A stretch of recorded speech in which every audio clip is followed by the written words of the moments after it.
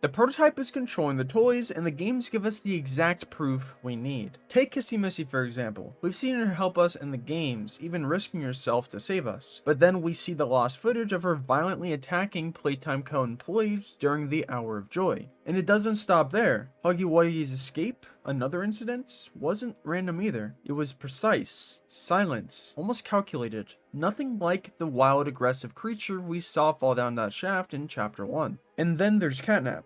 Calm, loyal, and obedient. Almost like he was waiting for someone to give him orders. So the question is, how does the prototype do it? How is one experiment able to influence nearly every living toy in the factory, even the ones that don't want to follow him? Today we dive into the mind of the prototype and break down how he may secretly be controlling every single toy in Playtime Co. But first, we need to examine these exact 3 examples, because while they seem small, they're a great contribution to this theory. Starting off with a video on Mob Entertainment's YouTube channel called Restricted Relocation, we see Kissy Missy being strapped to a train and transported. The video then transitions to a bloodied Kissy Missy surrounded by dead Playtime Co. employees, and terrifying screaming in the background. Now, it's obvious that this exact moment resembles what was happening during the Hour of Joy. I mean, we see the exact same clip continued from the tape Poppy shows us at the end of Chapter 3. But what makes this moment so crucial is Kissy Missy's violence here. The Kissy Missy we know in the games is rarely violent without reason, only in situations where they are being attacked or extremely anxious, like in Playcare. And while they were surrounded by Playtime employees, there was no violent intent. So why did Kissy Missy's demeanor change so suddenly?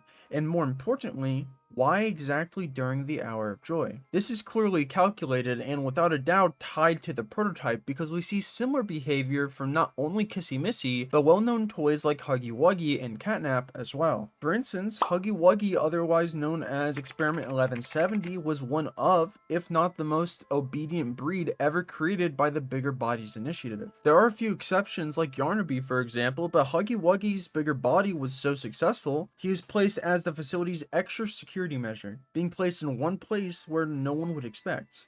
One of the first rooms we see throughout the entire facility. However, even though Huggy Wuggy was extremely obedient, somehow he was also influenced by someone or something, running off into the woods in another restricted video on Mob's channel called Restricted Disappearance, where we see Huggy Wuggy escape through a delivery bay, proceeding to kill multiple employees before eventually being recaptured. And our final example being Catnap, the most loyal experiment to the prototype that we know of, who was known for following the prototype around like a quote-unquote lost puppy, at least according to the scientists, whenever they were placed into a room together. This ties into the past Catnap and the prototype have between another, but if you're interested in that, I'll place that video in the description below. All 3 of these events have one thing in common. All of these experiments acted out of the ordinary from their usual behavior, some showing more violence than others. So with that, how does this tie into the prototype? And how does the prototype actually control the other experiments?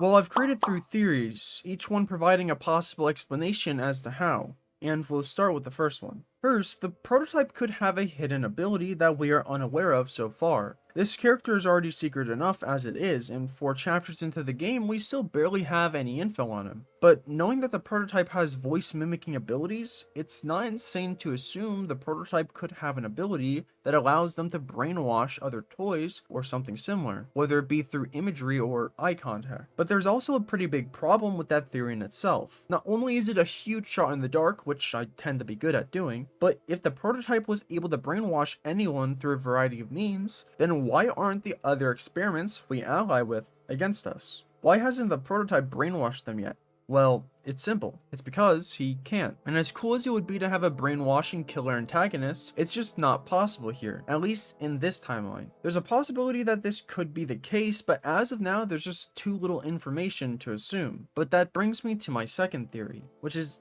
also definitely on the crazier side. What if the prototype was using some kind of device, like something advanced we haven't seen yet, possibly implanting control units or transmitters into the toys he comes across? Something like a hive mind control or a way to override their thoughts directly. Whenever you think about it, I know it sounds insane, and honestly it's supposed to be. It's a weird angle to see everything from. But then again, this is Playtime Co. we're talking about. The same company whose scientists took Harley Sawyer, or the Doctor, from Chapter 4 and separated his limbs, somehow keeping him alive, essentially turning him into a full-on supercomputer, a living system that could run the factory, control the tech, and lots more. If they could pull that off, is it really crazy to think that they made some kind of control tech as well? Something either the prototype acquired or was built with? I mean, we really don't know much about the prototype's experiments to begin with. And not only that, knowing the prototype has such a high IQ, one time being able to deconstruct an alarm clock, turning it into a laser pointer to disable a camera, I wouldn't be surprised if the prototype could create such a tech. But still, yet again, this theory seems just a bit too far out there. While it could be the case by a long shot, the prototype barely has the technology for that level of weaponry, and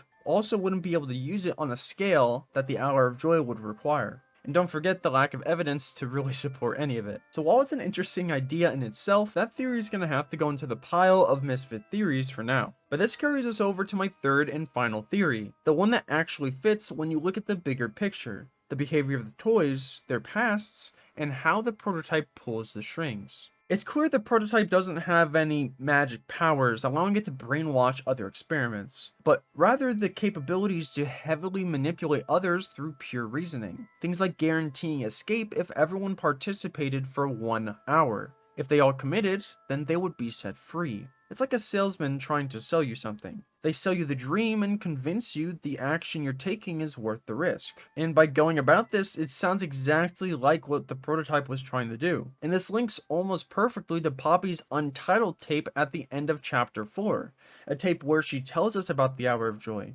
How she thought everyone was gonna leave, but they can't now because the prototype said so. I thought we were gonna leave. Leave the factory. Prototype says we can't leave. Not now, not ever.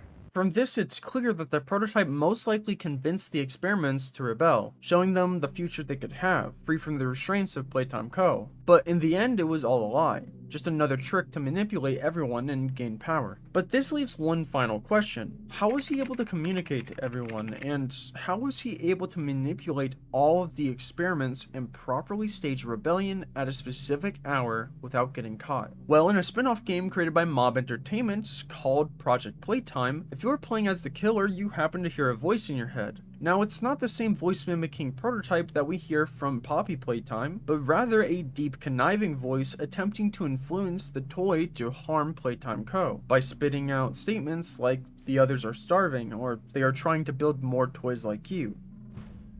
The others are hungry. The others are starving.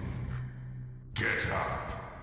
They are trying to build more toys, more like you.